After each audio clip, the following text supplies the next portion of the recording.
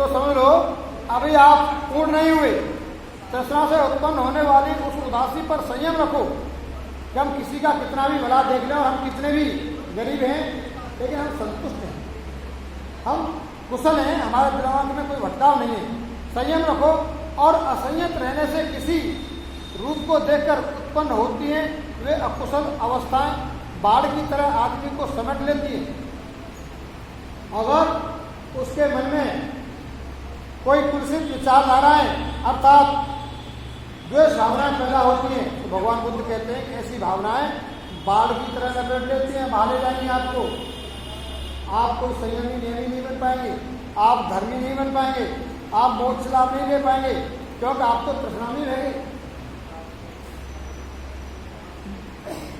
अकुशल अवस्थाएं बाढ़ की तरह आदमी को समेट लेती हैं। चक्षु इंद्रियों पर संयम रखो, आंखों पर, रूप को देखकर पैदा होने वाली भावना पर नियंत्रण रखो। आप ये नहीं भैया मकान तेरा बढ़िया बनवाया, अब पता नहीं उसकी तारीफ कर रहा है कि ये लालसा देख रहा है कि ऐसा ही मैं बनवाऊंगा, या मेरा नहीं बना तो प्राश्चित कर रहा है? किसी की सुंदर स्त्री को देख करके वो उसकी तारीफ कर रहा है, भाई तेरे पत्नी बहुत अच्छे बच्चे देखने में, कि पता नहीं उसके दिमाग में क्या शब्द चल रहे हैं। अरे देख लिया तो नहीं देख लिया था कोई फर्क नहीं पड़ता।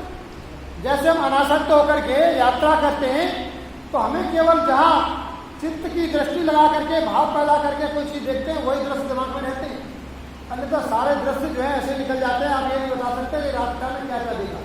इसी तरीके से आप संसार में रहते हुए भी सब कुछ देखते हुए भी वो आपके चित्त में स्थायित्व प्राप्त न करे।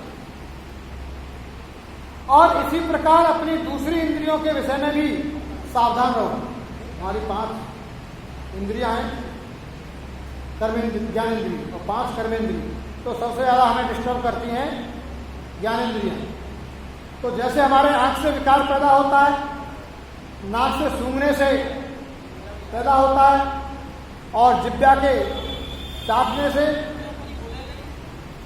रस पैदा होता है, अच्छा और बुरा, और स्किन त्वचा को छूने से होता है। तो ये हमारी सारी इंद्रियों संयमित होना चाहिए। ऐसा नहीं है किसी के स्पर्श होने से कहने लगे साहब बिजली सी दौड़ गई,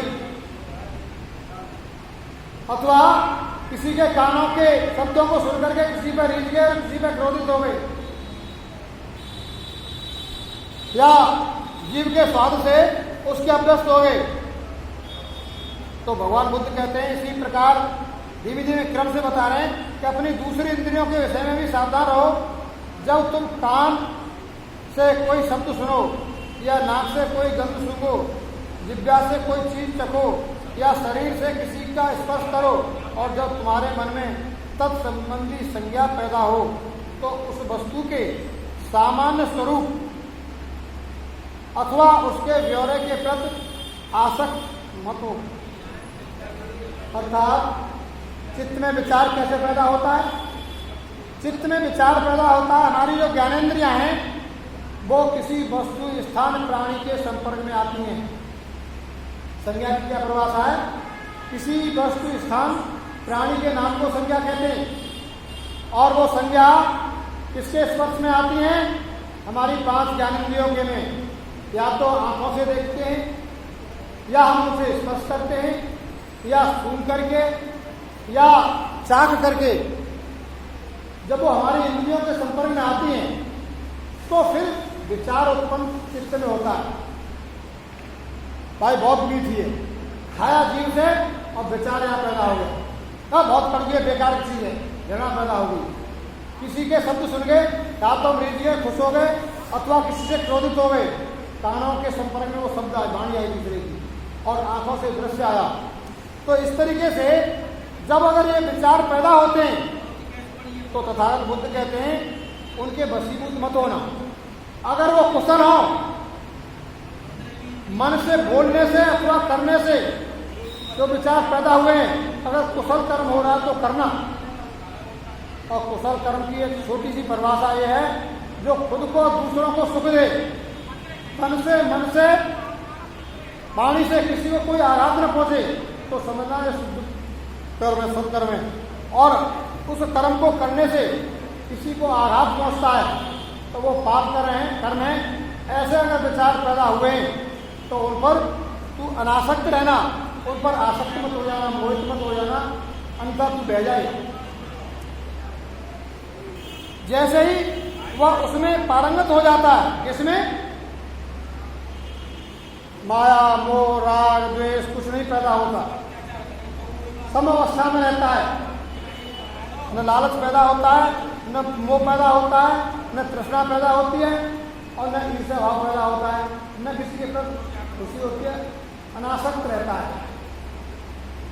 जैसे ही वह उसमें पारंगत हो जाता है तो तथागत उसे अगला पाठ इस प्रकार देते हैं। जैसे देखिए किस तरीका से क्रम से लाए, जैसे ब्राह्मण ने सवाल किया, खाने बुद्धि धीरे धीरे आपकी चेतना वहां तक पहुंचने की बात है, आगे का मारा बताते हैं। श्रवण आओ, फिर मैं कहता हूं भोजन के विषय में मात्रा आओ। अब आप इंद्रियों चरित्र से संयमित हो गए ना, अब आप भोजन पर आ गए। आओ भोजन के विषय में मात्रज्ञ हो, मात्रज्ञ माने अकाल भोजन मत करो, ऐसा भोजन मत करो जिसकी मात्रा या तो कम हो तो आप दुर्बल हो जाएं और ज्यादा खाने पर पच के शिकार हो जाएं, आप रोगी हो जाएं।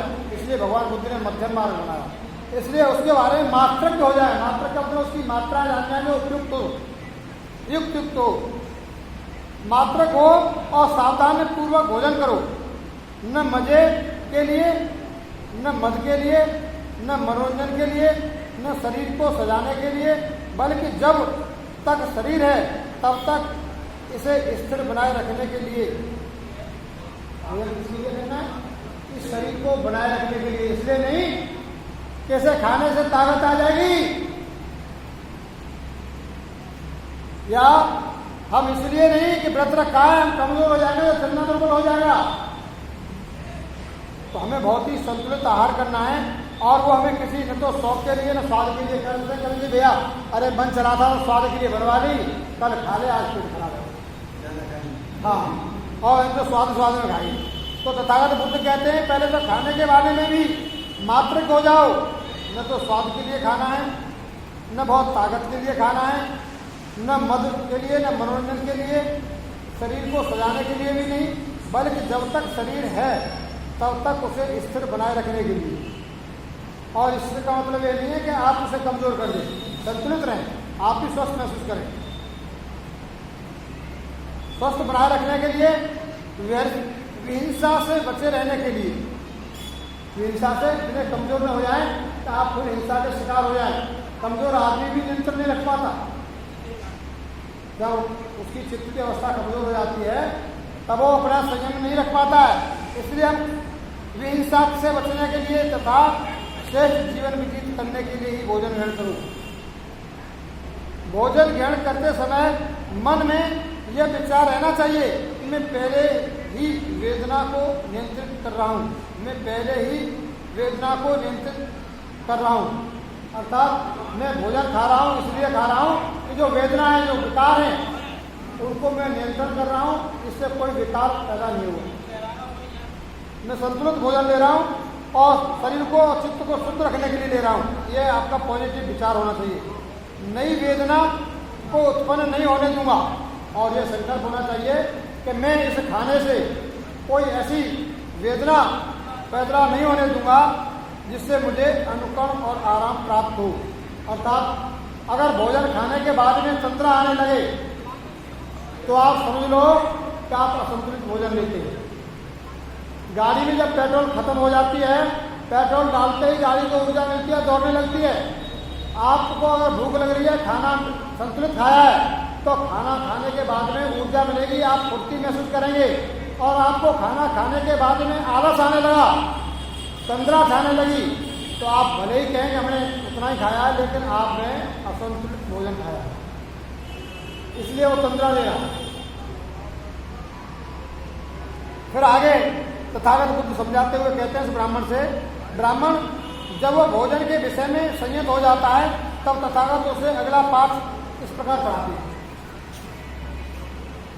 श्रवण आओ, जागरूकता सत्य का अभ्यास करो। अब आप जागरूकता का अभ्यास करें। जागरूकता का अभिप्राय धम्म बंधुओं, आंखों से देखना नहीं, बल्कि अवेयरनेस से। आपकी आंखें बंद हो सकती हैं, लेकिन आप मस्तिष्क से सचेत हो सकते हैं और रहना चाहिए उसी सचेतता से। उसी को जागरूकता कहा जाता है। तो भगवान बुद्ध कह रहे हैं कि आओ जागरूकता शक्ति का अभ्यास करो, जिनके समय चलते हुए बैठे हुए अपने चित्त की उन चित्त मनों से परिशुद्धि करो जो बाधक हो सकते हैं। आप देखें कि आपके चित्त में कैसे विकार आते हैं।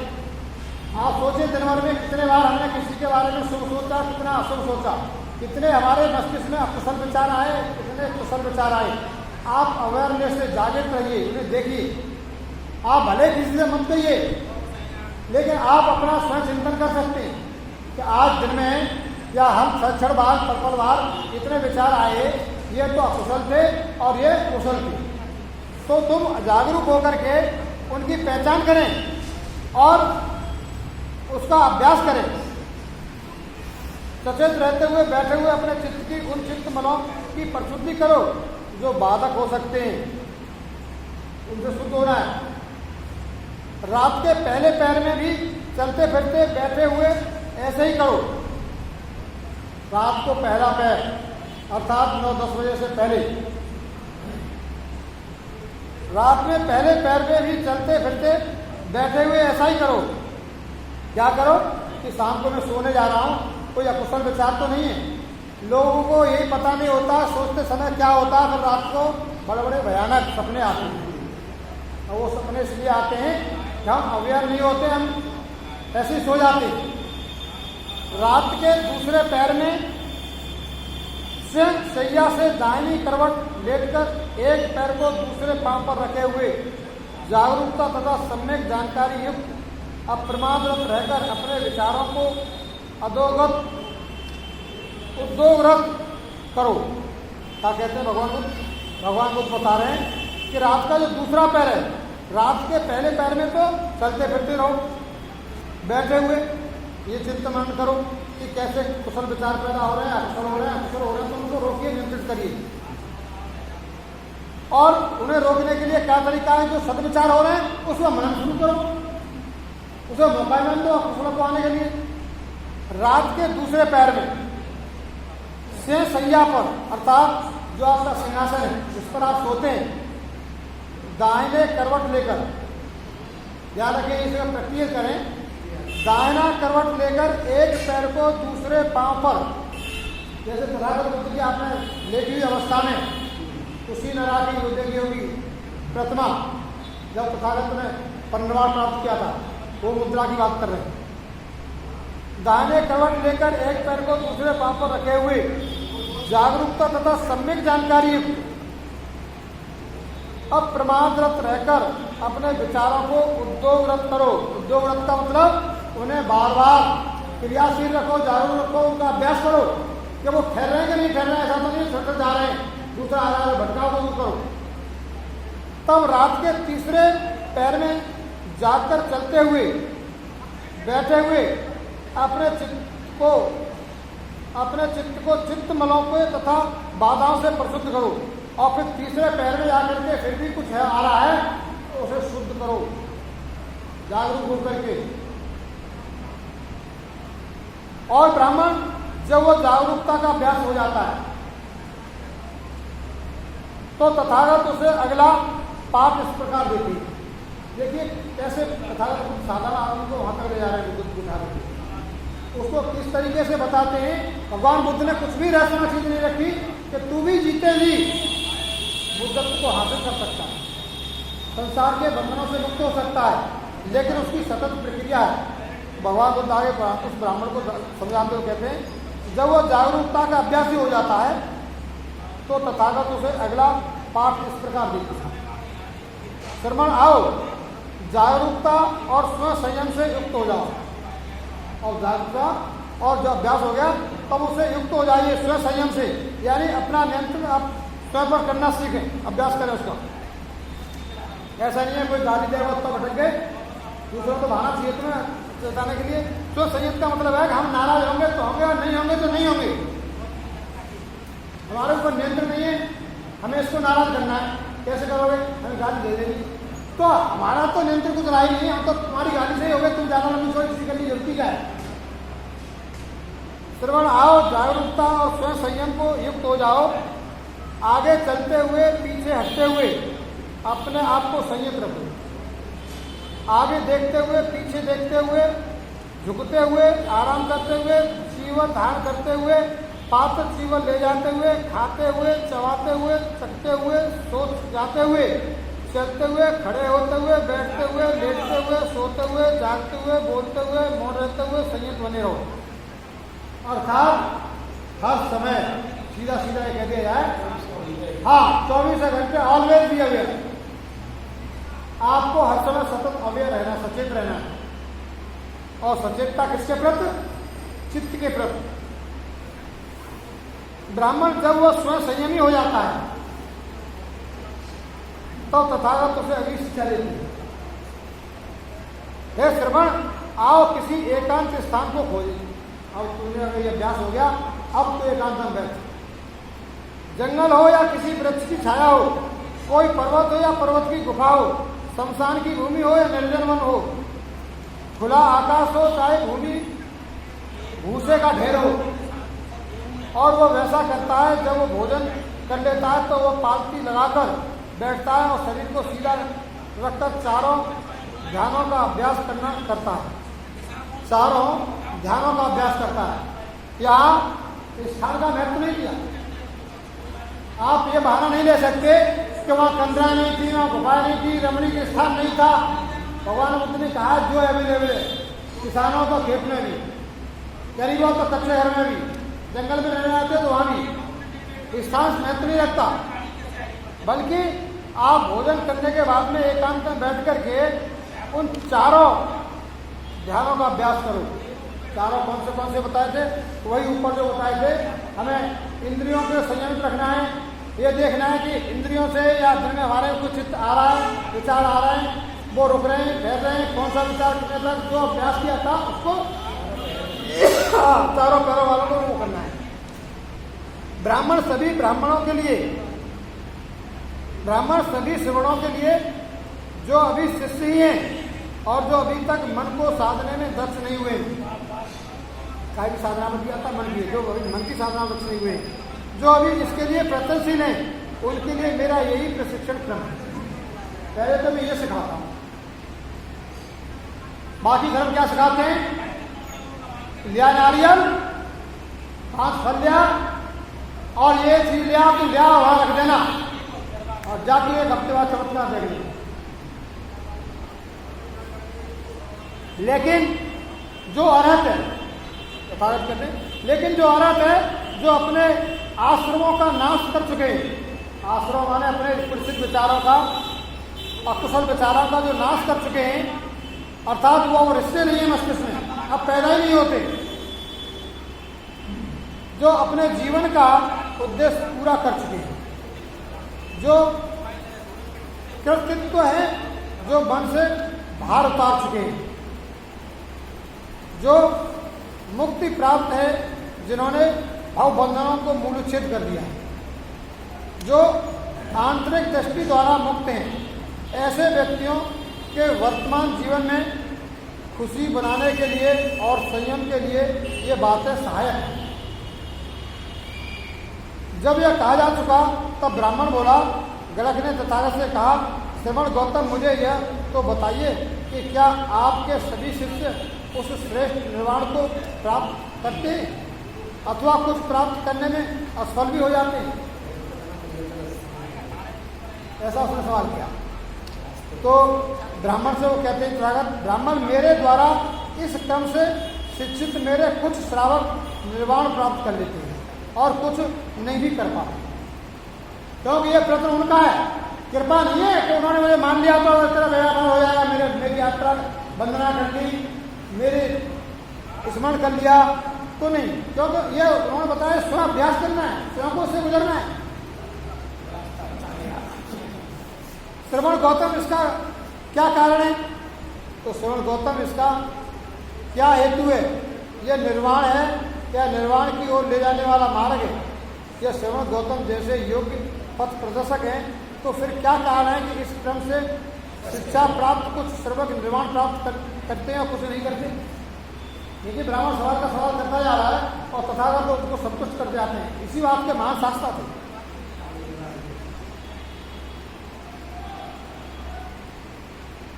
सिर्फ ब्राह्मण में तुम्हारे इस प्रश्न का उत्तर दूंगा, लेकिन पहले तुम जैसे तुम्हें ठीक लगे वैसे ही मेरे प्रश्न का उत्तर दो। ब्राह्मण, अब यह बताओ कि क्या तुम राजगृह की ओर जाने वाले मार्ग को अच्छी तरह से जानते हो? उस ब्राह्मण से कहते हैं कि भाई तुम आए हो, तुम राजगृह के लिए रास्ता जानते हो? तो ब्राह्मण कहता है, श्रवण गौतम, मैं निश्चय से ही राजगृह की ओर जाने वाले मार्ग को अच्छी तरह से जानता हूँ। अब कोई एक आदमी आता है और राजगृह जाने वाला मार्ग पूछता है तुमसे, तथागत तो उसी ब्राह्मण से कहते हैं। अब तुम अच्छी तरह जानते हो और तुमसे आगे कोई पूछता है कि भाई मुझे राजगृह जाना है, रास्ता बताइए। लेकिन उसे जो रास्ता बताया जाता है उसे छोड़कर वो गलत रास्ता पकड़ लेता है और वो चल देता है, पूर्व की बजाय पश्चिम की ओर चल देता है। तब एक दूसरा आदमी आता है और वह भी रास्ता पूछता है और तुम उसे भी ठीक ठीक वैसा ही रास्ता बताते हो। वह तुम्हारे बता रास्ते पर चलता है और सकुशल राजगृह पहुंच जाता है। ब्राह्मण बोला, मेरा काम तो रास्ता बता देना है। ब्राह्मण कह रहा है, भाई तूने दो को बताया कि भाई ऐसे जाना पूर्व की तरफ, वो चला गया पश्चिम की तरफ, और दूसरे को बताया उसे पूर्व की तरफ बताया इधर जाना था, वो तुम्हारा चला गया, वहां पहुंच गया। तो भगवान पूछते क्या दोनों पहुंच गए? तो ब्राह्मण उत्तर देता है, मेरा काम तो तथागत रास्ता बताना था, मैंने बता दिया। भगवान बुद्ध बोले, तो ब्राह्मण मैं भी इसी विषय में क्या करता हूँ? तथागत का काम तो केवल रास्ता बता देना है। तथागत का काम तो रास्ता बता देना है। या यह संपूर्ण और सुस्पष्ट कथन है कि तथागत किसी को मुक्ति का आश्वासन नहीं देते, वे केवल मुक्ति का पथ प्रदर्शक है। आपको मैं रास्ता बता रहा हूँ, मार्ग बता रहा हूँ, इसमें चल के आपका कल्याण होगा, चलना आपको पड़ेगा। इसलिए भगवान बुद्ध को धम्म का वैद्य कहा गया। जो वैद्य होते हैं, जो डॉक्टर होते हैं, वो उपचार बताते हैं। आप उनके उपचार के अनुसार दवा का आपको प्रयोग स्वयं करना होता है, तभी आप ठीक हो जाएंगे। डॉक्टर की पूजा करने से नहीं होगा, डॉक्टर तुम पर हाथ फेरने से सही नहीं करेगा। वो जो बताएगा, जो औषधि बताएगा, जो उपाय बताएगा, जो परहेज बताएगा, उनको आपको ही अनुसरण करना है, तभी आप रोग मुक्त होंगे। इसलिए भगवान बुद्ध ने कहा कि जो संसार में दुख है, जो मिथ्या धारणाओं के कारण है, उन मिथ्या धारणाओं का उपचार बताया।